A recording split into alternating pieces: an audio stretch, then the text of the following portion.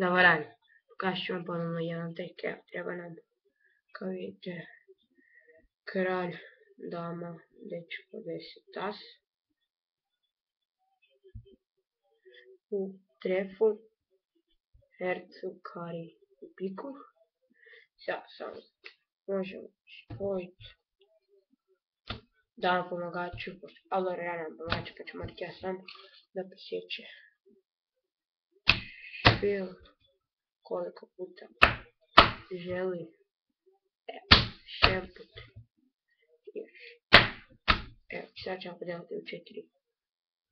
Ovo je 1, 2, 3, 4, 5. 1, 2, 3, 4, 5. 1, 2, 3, 4, 5. 1, 2, 3, 4, 5. Broj se u 5 smo trebali.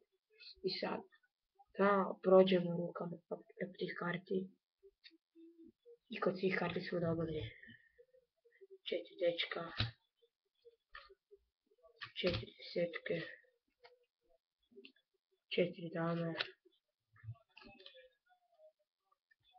4 kralja i na kraju